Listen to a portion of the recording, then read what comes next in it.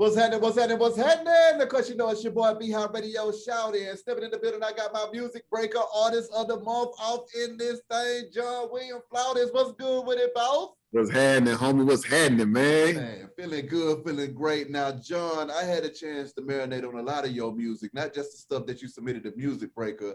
And come to find out, you've been in this thing jamming for a minute, boss. Yes, sir. Yes, sir. Yeah, man. Yeah.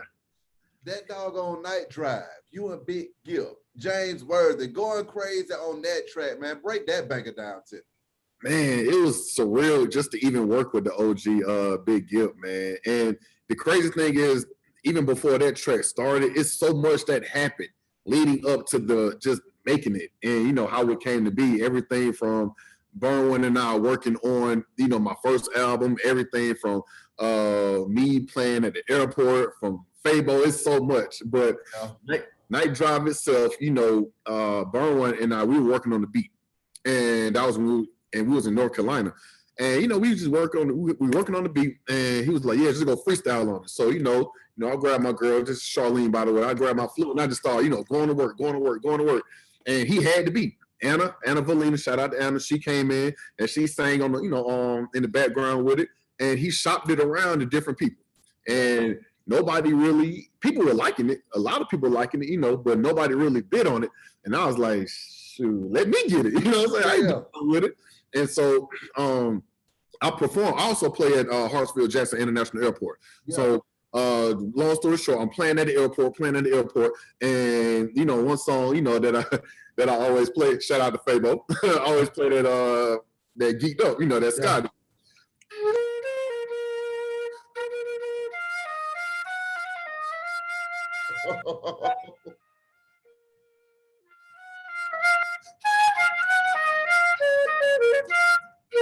Geeked Up, you know, unbeknownst to me, somebody is recording it, you know, it goes viral, you know, and I'm like, wow, I think Georgia Follows Official, you know, they reposted it, ATL Top 20, they reposted it. I'm like, yo, this is pretty dope. And so one day I see that one particular person, you know, reposted, and before I'm looking at the name, I looked at the caption, and what do I see? I just see Zaga. I'm like, oh,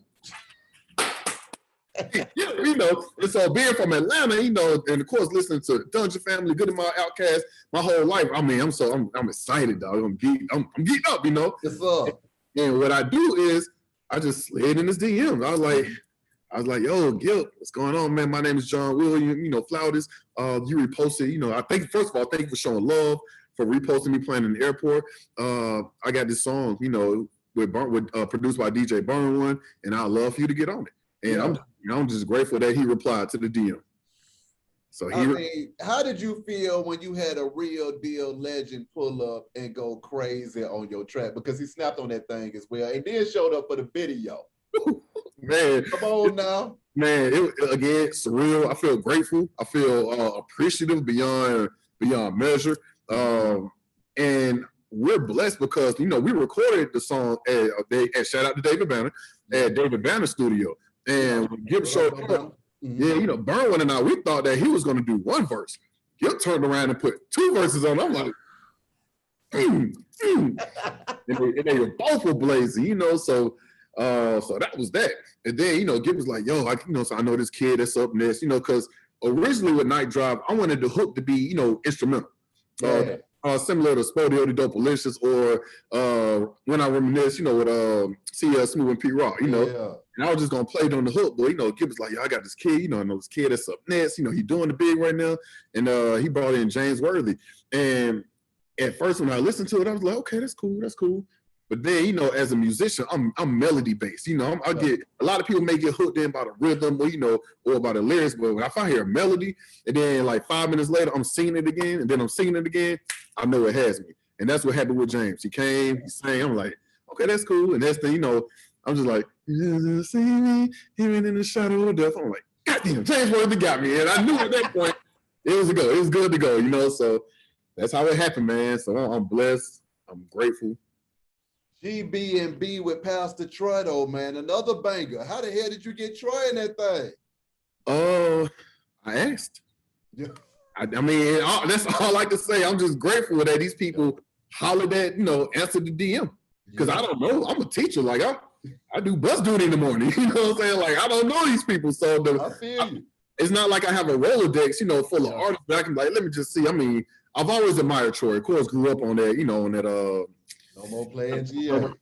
Vice versa. Even my students, like if they don't play anything else, my students, they gonna play, they know they gonna play So Fresh and So Clean, No More Playing GA, vice versa, and throw it up. Just on some Atlanta, just so they can, reach back to the Atlanta roots. And so I hit up Troy and I was like, hey, what's going on? How much? I'm just curious how much for a verse. And he let me know his price. I'm like, wow, what is your DM? What is your cash app? And so he was real cool, man. And it's crazy because I grew up on crunk music. We all did. Yeah. And Troy did Troy. Exactly. All the way. And I'm like, man, I got a song. I got a crunk song right now. That's crazy. And I loved it, man. And he did exactly what I wanted, what I wanted from it. For you, John, what was that point that you first picked up that flute and you realized that it was going down with the instrumentals? Ooh. Okay. I started, and shout out to you. Shout out to you, B, because I learned you in the Kaya Heights too, my guy. Kaya Heights, baby, let's go, man. Come on with it, man. You already know what that dude is. Man. So I picked it up in 3rd grade, and I stuck with it. Shout out to my mentor, Reverend Arthur McClinton. I attend Beulah Baptist Church, and he's the one that taught me how to play flute. And so, I mean, at the time, I really didn't understand any kind of gender stereotypes that went with it. It was just, all right, that looked easy to play, and I played it, and I kind of got good. Yeah. Fast forward, shout out to you again, Young Middle School or Southwest. What's happening, Jill? And so at the time, I'm still playing flute. Now, when I got to high school, and I wanted to, I know you. Oh, see, that's what the party stopped there, John. That's what this interview is over with.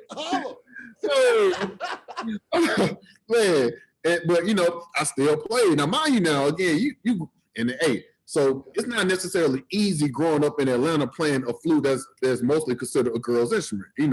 That was the perception at the time. But how many times did you have to take Charlene and hit somebody upside the head with her? Well, I would never risk my girl for that.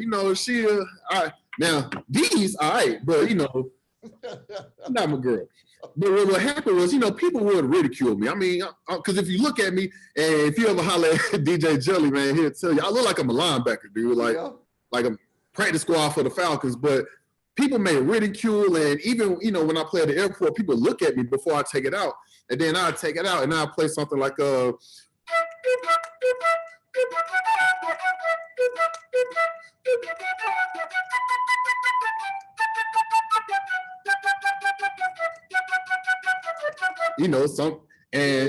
songs like that.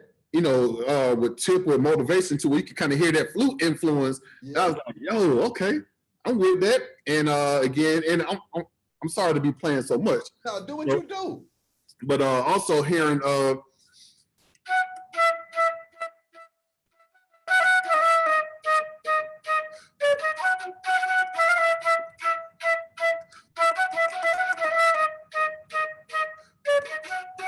messed it up. But Good Pepper with Jay-Z, Yeah. I heard earlier, I'm like, yo, that's my instrument being used in hip hop. And so I was like, man, I will always kind of gravitate towards it, love R&B too, definitely love neo soul.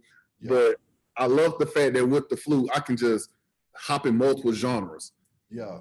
And that's what I love about, the fact that I still do this now is because I can be in different spaces. That's right. Still represent, so. Hooking up with that boy DJ Burn one, man, because I mean the production that y'all got going is just ridiculous as well. So a while back, I would always do like random studio sessions, right? Just randomly, because that's what I would always want to do.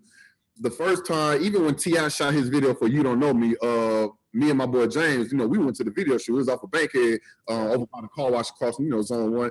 And even there, I was passing out my cars, passing out, hoping somebody, and I will always say, hey, if you ever need a flute player on, on anything, let me know. I've always wanted to be that flute guy that people could just call on, when they want to do any kind of studio stuff. That's right. And so I did a couple of sessions here and there, and this is gonna be crazy. I remember doing one with Burn, and but I didn't remember. I didn't remember him necessarily, but he remembered me. Mm-hmm. And I was just, I'm like, I'm green. I don't know nothing. I'm kid. I'm just okay playing. I leave. Yeah. What I would do at work over here, I have a stairwell, and I would play a lot of music. I just play in the stairwell, all different kind of covers to all different kind of music. And shout out to Fabo. Yeah. It was happening because of Fabo, man. I played Scotty. Fabo was the first person to repost on, not only comment, but repost on his page, like his song, that I did. Yeah. Burn one hit me. When Burn one saw that, he hit me up. He was like, yo, bro, I got to get you on this song. Burn, he's so cool. He's always cool. That's my dog right there. Yeah. Like, bro, I gotta get you over here, man, on this song. I'm doing for the Superfly soundtrack. I'm like, all right, okay, and so I go over there, and I record my part or whatever, and he was like, yeah, we're gonna press the crump on it. We're gonna get Chance Partman. We're gonna leave this part right here blank because I think Sleepy Brown gonna sing right here. I'm like, okay, I'm skeptical because I'm a band director. I just broke on like 3 fights yesterday, I'm like, okay, whatever. And so we did a recording, and he was like, yeah, what's your tax information? I'm like, all right, here it is. Cause I trust him. This is my guy. And then I get an email from like Universal Pictures. I'm like, oh, okay, well, for real. And so that's really, really where our recording relationship really popped out, because thank you to the OG Burn one. He allowed me to be on the song If You Want It, which is the first song on the Superfly soundtrack, and see my name in credits on the big screen, man. That was, again, I'm awestruck. I'm super excited. I'm happy. Yeah. From there, we recorded my first album, Melodic Ascension, featuring I had Big Rube on there. That was a blessing. That was a story.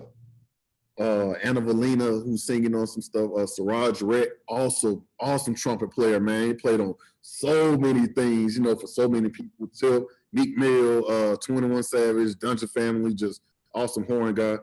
And that was the beginning of Burn and I's relationship, man. And we still rock it today.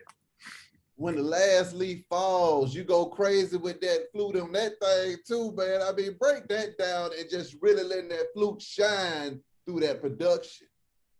Burn one, when we recorded that one, I wanted something, and I told him, I was like, I want a beat flip. Like in the middle of it, I wanted to just kind of change up, Yeah.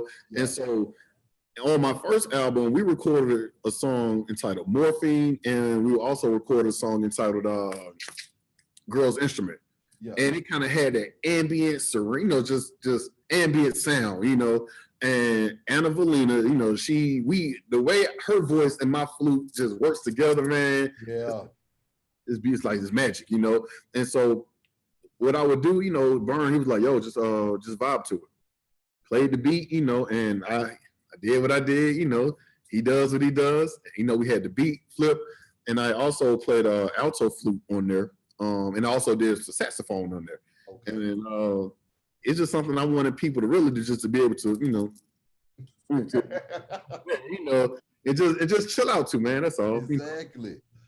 As a teacher as well, man, what is that like, having music out, doing what you want to do, still following your passion and enjoying yourself and being profitable at the same time, but then still giving back to the community and teaching folks the game? Because I mean, at the end of the day, you got students that want to do what you're doing right now.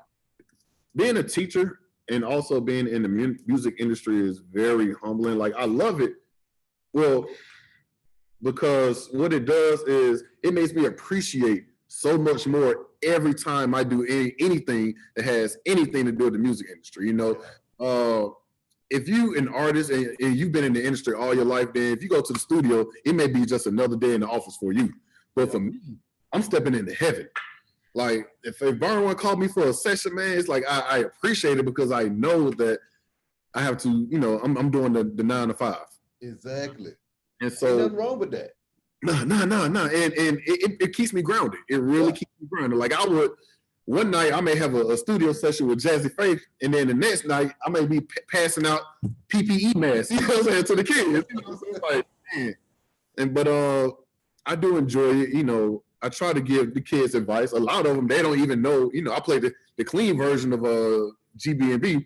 Yeah. And like, is that you rapping? I'm like, yeah, that's me. That's me. Like I play the Night Drive video. You know, that's what. And they'll look at it, and then they'll look at me. They'll be like, is that you on the video? I'm like, nah, that's not me. It's another 265-pound black man playing the flute with a beard. That's come on. But it's like a lot of the older kids, you can see the admiration within them a little bit more, you know. Some of the younger kids, they're like, oh, okay. Well. Still don't get it. Yeah, don't get it. But it's cool, man. I do like being the band director because it gives me an opportunity, you know, to work with all of the instruments every day. I'm practicing them every day. And it's in music, you know. Band has always been that one constant, you know, from Kite Heights to Morehouse, you know, in which I've always done, man. So I'm on. Now, how many instruments do you play? Flute, piccolo, clarinet, bass clarinet, saxophone, trumpet, pretty much all the band instruments. Yeah. Now, the only one I play at a masterful level, you know, is the flute. And but all the rest of them, I can still play at an intermediate, you know, around the intermediate level. So what is that like when you're picking up different instruments and stuff like that? Does it come natural with you already kind of having the basis of everything all the way down with the flute, or is it learning a whole new instrument every time? It's a little both, actually. It's a little both. Once you play, you can kind of see that there's similarities from instrument to instrument. Like as far as, for instance, the trumpet, you know, a lot of the fingerings are the same for trumpet and, let's say, tuba and baritone.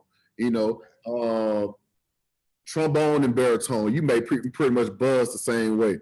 Yeah. Saxophone, clarinet, you know, there are similarities with the fingers and how you blow. But this, I like it because as somebody that's in the industry, what does it do? It increases my value. Yeah. You know?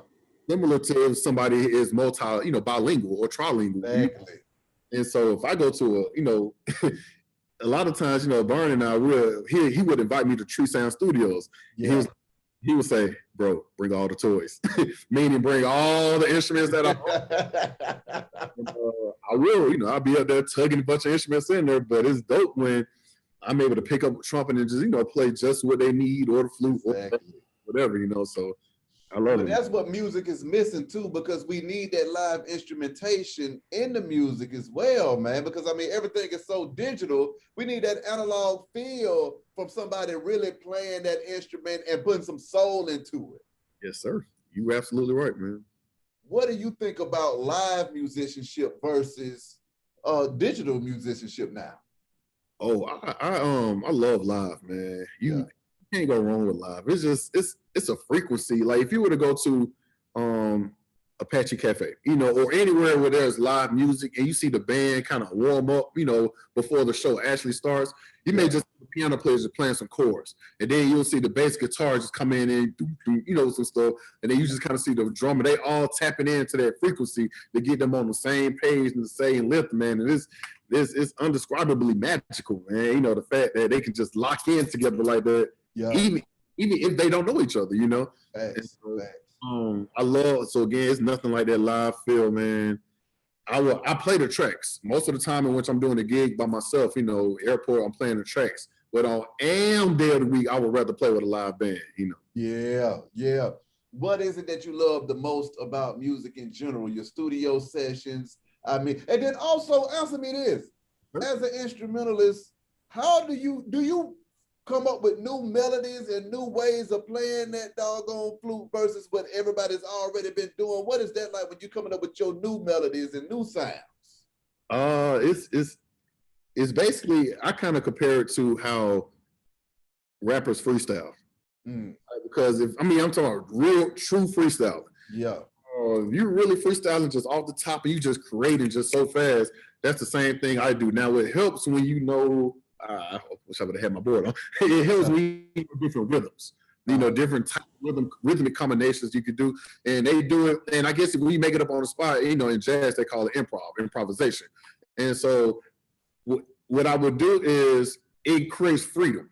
It allows you to be free when off the back, you know, you can just.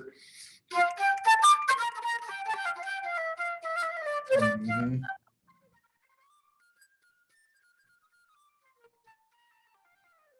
I mean, it just, you know, there's no holds bars, you know, there's no boundaries. You just play whatever you feel. And to answer your question about music, that's what I love about it the most, because it's your emotions.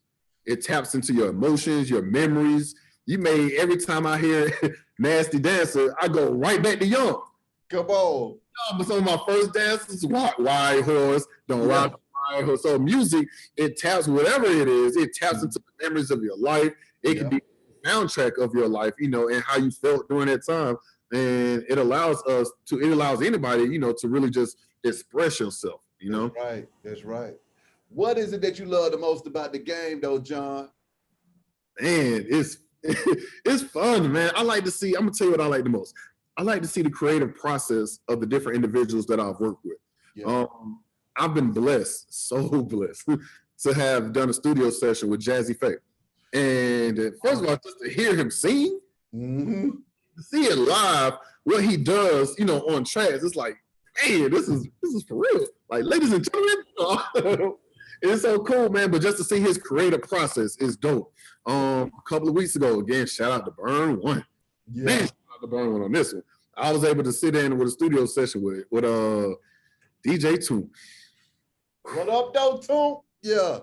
Goodness gracious, man. And you know, just listening to him talk, you know, because the whole time I'm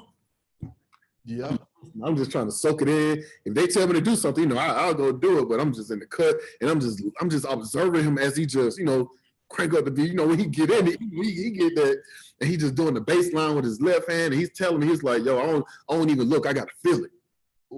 I'm like, man, he's like, some of the best bass lines I come up with, I'm not even looking, I'm just on the keyboard just feeling it. I'm like, man, and so just to see his creative process, of course, Burn One creative process, and one of the most creative process, and a while back, I was able to do sit in to a studio session. Shout out to Burn One with this, and huge shout out to New Face, because New Face is what happened. No Face, yeah. It was in Staconia, and KLC did a session. Man, it was David Banner was in there, Trans Lee was in there, man. I'm talking about 4 Hours was in there. Stable came in there. It's like, oh my God, where am I? And just to see, and people, they were just in their different corners. Yeah. They was all rapping on the song, and just I was sitting right next to Fabo as he was, you know, just coming up with this, and I was like, man, these dudes are like seriously talented, dog. Like for real, 4 Hours over there. Trans Lee just coming up with it, and then they deliver, and this sounds so dope. So at this point, man, that's what I love about it the most, just seeing the different creative processes. I love the fact that for the most part, I'm kind of in my own lane. Yeah. Like I'm competing with nobody, man. I just kind of do what I want to do. You know, it's just. Right. That's right. I do rap on things. Like I rapped on Night Drive and GBNB, but I will always tell someone I'm not a rapper, I'm a flute player. I lead with the flute, you know. So I've loved it, man. I've loved it every step of the way. Lastly, John, what do you got coming up next? And how can these folks contact you if they need a flute player on deck, man? Please, people, if you need a flute player for anything, and I mean anything, please go to my IG at John William Flautist. Flautist is spelled Flautist. Again, John William Flautist. You can find me on there, at Twitter, Facebook, all social media. That's where I am. I mean, and I do all the genres. I don't only do hip hop. I do neo soul, of course, classical, you know, jazz, whatever. If you need it, I can do it. And I do, and like Beehive said earlier, I do other instruments as well, you know. So if you need some clarinet, if you need some little trombone, just a little, you know, I got you. Already. Beehive Radio shouted, John William Flautist. Hey, man, appreciate you taking the time out to chop it up with me this evening too, boss.